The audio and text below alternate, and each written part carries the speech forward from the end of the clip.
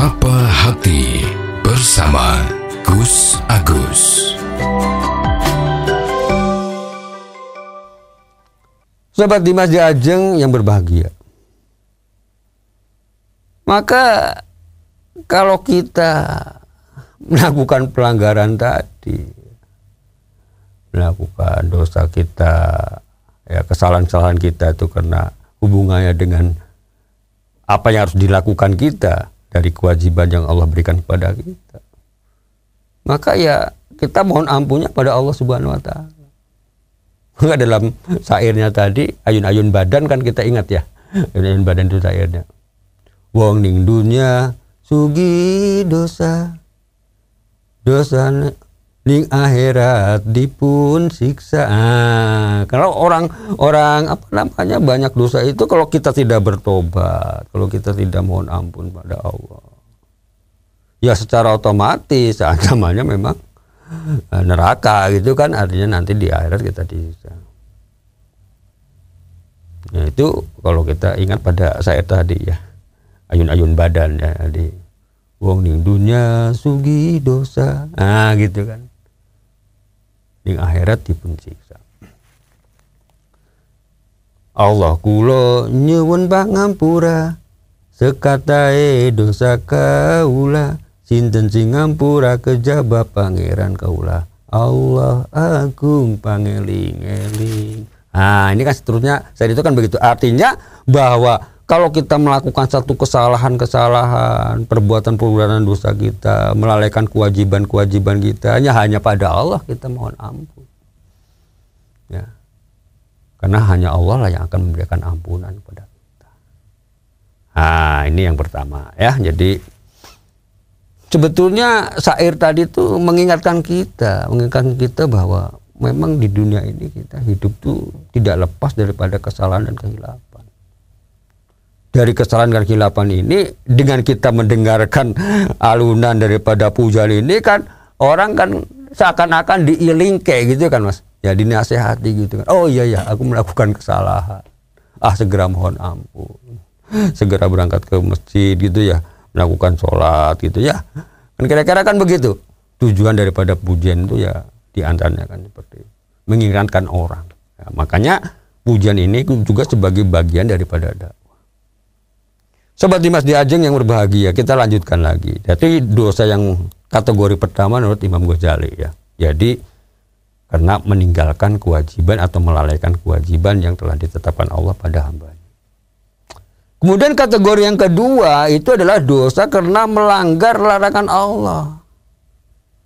Ya, melanggar larangan Allah, melanggar larangan Rasulnya. Seperti misalnya apa? Ya Allah kan udah melarang kita tidak boleh minum minuman keras gitu ya Mas.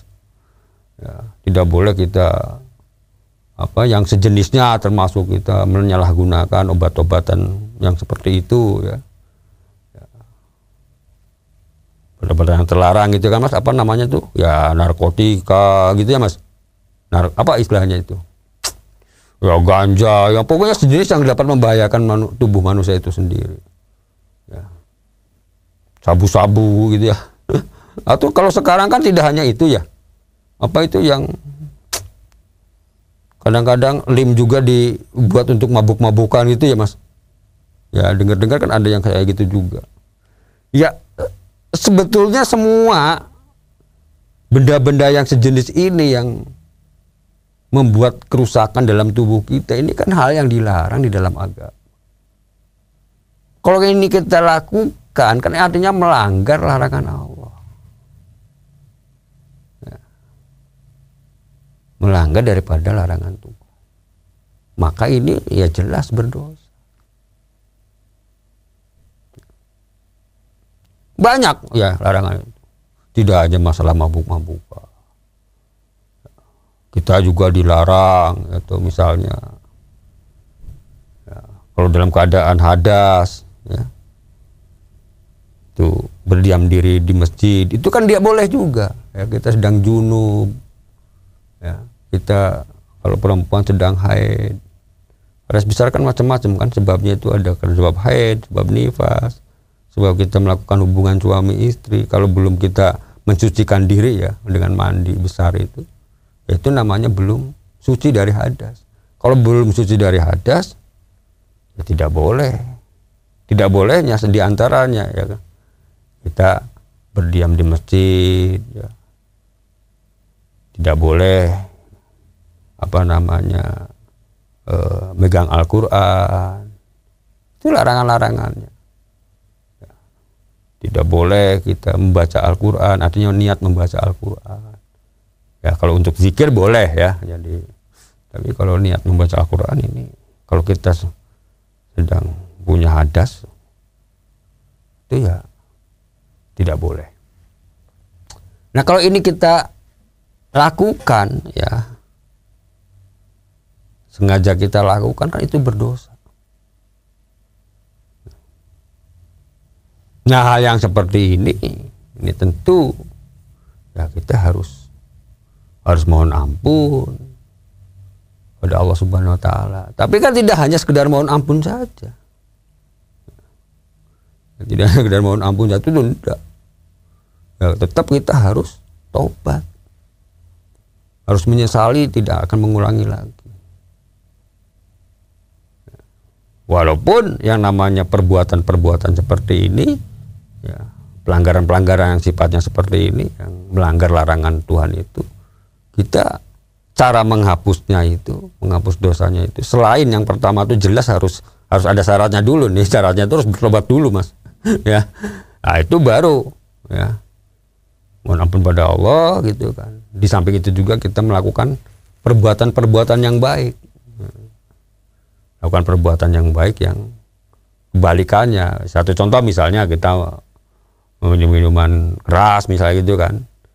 Ya setelah kita menyesali perbuatan itu adalah tidak benar dan kita merasa berdosa, kita mohon ampun pada Tuhan. Ya kalau kita mampu ya kita memberikan minuman yang halal itu kan pada orang-orang yang membutuhkan.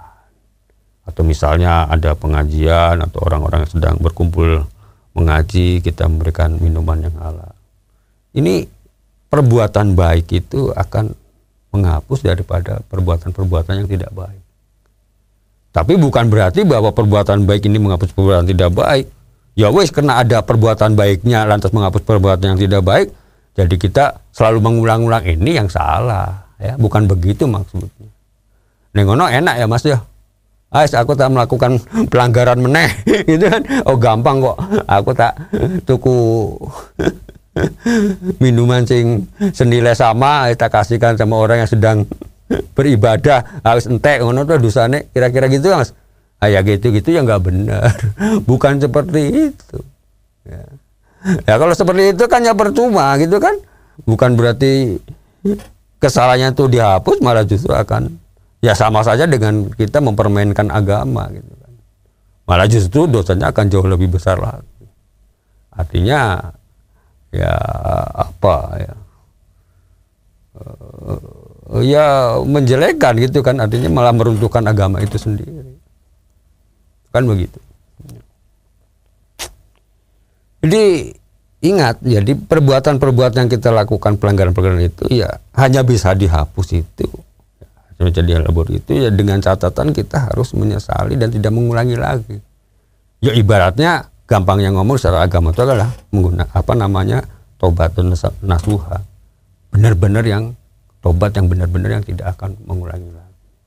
Dan diiringi, nah ini yang benar, diiringi dengan perbuatan-perbuatan yang baik. Ya, di samping kita mohon ampun pada Allah, ya diiringi dengan perbuatan yang baik.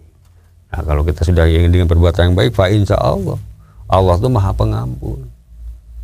Dosanya diampuni, dari perbuatan yang baik ini, ya kita akan mendapat pahala yang baik. Kan begitu. Akan mendapatkan pahala yang luar biasa dari Allah Subhanahu Wa Taala. Sebagai pahala amal yang baik. Kan begitu. Ya. Sebetulnya di dalam agama itu kan kita, ya Allah itu mempermudah. Jadi tidak usah kita merasa karena melakukan satu kesalahan kemudian malah kita menjadi frustasi, menyesali diri sendiri yang tidak ada habisnya, gitu ya. Artinya bahkan malah menjadi putus asa, menganggap bahwa segala sesuatu sudah tidak berharga lagi. Nah, ini jangan. Justru Allah itu Maha Pengampun, Maha Pemurah. Jadi asal niatan kita sudah benar, sudah untuk melakukan satu kebaikan dan tidak mengulangi lagi, itulah, maka Allah akan mengampuni dosa-dosa kita. Sobat Dimas di Ajeng yang berbahagia, demikian, semoga ada manfaatnya. Billahi taufiq wal hidayah. Wassalamualaikum warahmatullahi wabarakatuh. Sapa Hati bersama Gus Agus. Untuk saran dan masukan, silahkan WhatsApp ke Gus Agus 0896 8811 6615. Dipersembahkan oleh Ziman, enzim antioksidan aktif, menjaga kesehatan dan memperpanjang usia Anda.